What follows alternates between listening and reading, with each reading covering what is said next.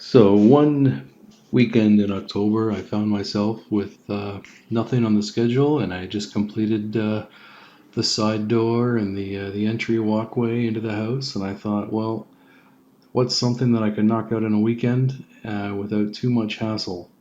And I started looking around, and I found my garage to interior door. It's a steel slab door with a bunch of dents, crappy door seal. It leaks a lot of air. It's got a crappy paint job on it that I slapped on it last summer, and I've been wanting to replace it, so I thought this is perfect. So I started taking a closer look, and rather than try to put lipstick on a pig, I thought it's time.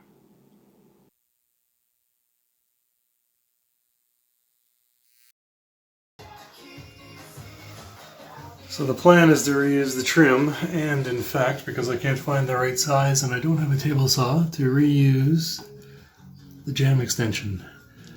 If I can ever so carefully get it off this door frame, it will be sanded and reused. We shall see.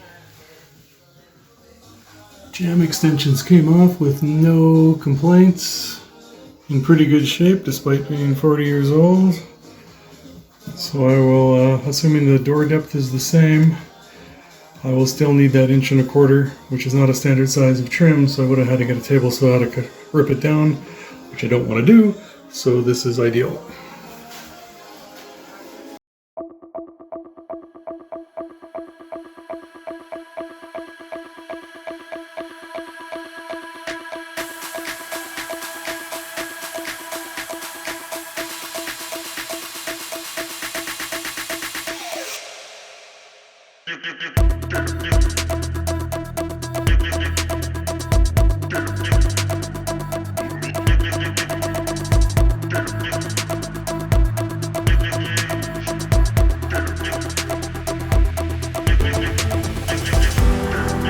It seems this door sits a little bit higher off the ground than the new door will. The new door only has, I don't know, like 1/4 inch before you reach the aluminum plate. This one has I just cut it out, cut the nails off, a big honking piece of trim on here, which looks like garbage, so it's going to get replaced anyway.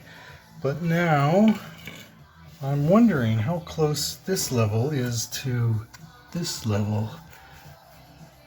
That would be nice if it were flush across there, I suppose, but then that's going to give me, I don't know, that much more to contend with at the top. So, wider trim? I don't know yet. We shall see. In a bold move from a YouTube video I saw, I'm going to try to save some time and money, even though it's not the greatest brick mold. It is brick mold, and I can sand it and make it look nicer. And instead of trying to remove all of this caulking, which has been on here for 40 years and very stuck, because I tried, I've cut the nails on the inside of the joint, and I've removed the door, so it's now ready to come out, basically. And the theory goes, I will slide the new door in from behind and see how it all levels up at the bottom and the top, and if I'm lucky, well, we'll see.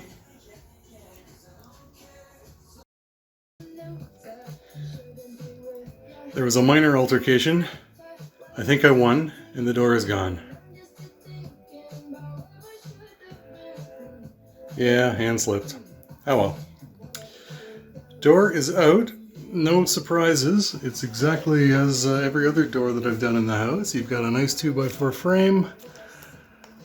The brick mold is still on the outside here. I'm about to explain why I'm not sure if I can use that, but we will see.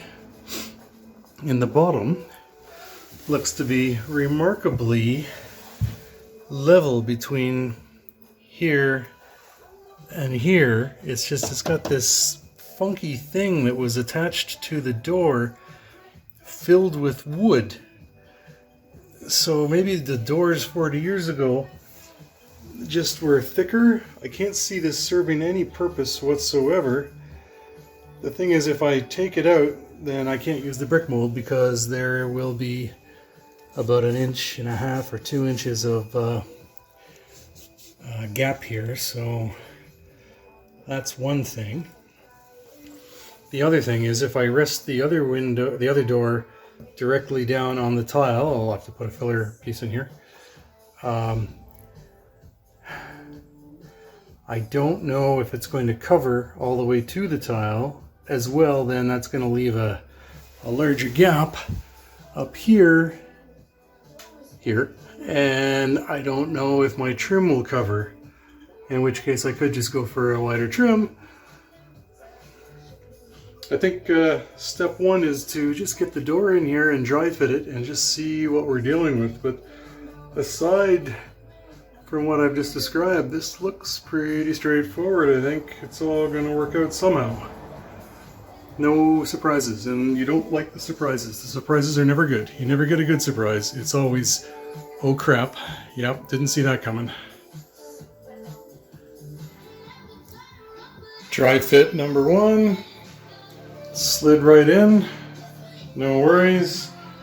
Even the base is, I don't understand, because that big thick thing at the front, and it's still level at the back, so who knows. And there's blood all over the door from my fingers, so that's nice. So there's been about an hour now of futzing around and cleaning up the opening and checking level and checking the height of the door and just making sure everything's going to work out. And what had occurred to me is the reason that even though the tile and the outer ledge are level, why was the front of the door needing an extra bit of trim like this aluminum that's here? And I looked at the other door that I've got here, which is basically identical, and there's actually about 1.5 or 2 inches of plastic at the bottom. Now the front comes flush with the aluminum tray, the kick there, but the back is actually about 1 inch off the ground, and I didn't even realize it. So because it's set back so far into the door opening, there needs to be, because it's set back so far into the door opening, it's beyond the brick, it needs something here. So it's I'm just going to find a way to polish this up, and this aluminum that's already here is going to stay. And otherwise the door fits in here perfectly. I've added 3/4 of an inch of some particle board that I had to level that out. So next step is to basically start shimming and seeing if I can make a door open and close smoothly.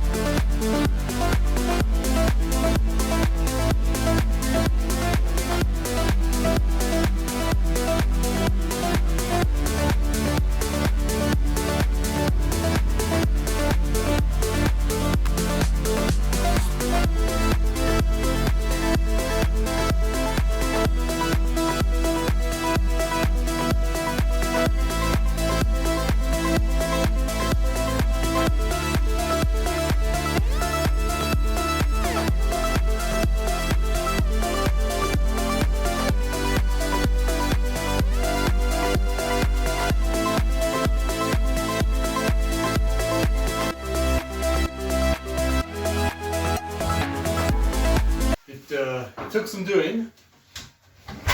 For some reason the seal did not want to play nicely. It's not the most expensive seal because it's a very cheap door.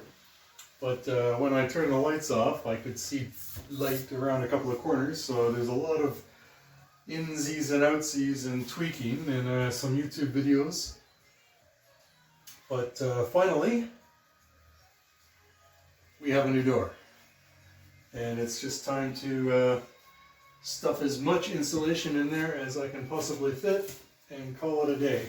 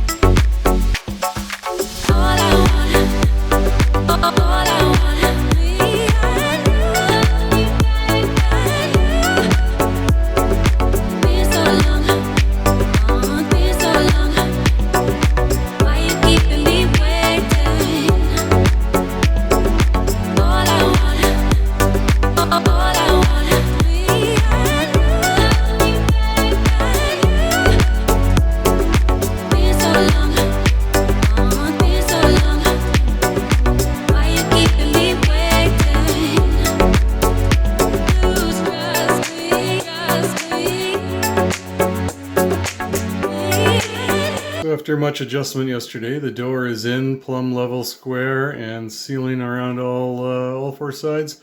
The problem is the existing brick mold that I reused was not as square and level, so my my door has a slight variation in the jamb extensions as in relation to the drywall, so I'm just having to, I haven't had to invest in a cheap planer, and I'm just ripping down about an eighth, or a little bit more than an eighth of an inch off the left side extension, so that the trim will fit flush against the wall. This is the best I could come up with. This seems to be the accepted solution from YouTube University, so $98 for the planer, and I suspect I'll use it again. So I have many windows upcoming with jambs of varying depths, so let's see how it all goes.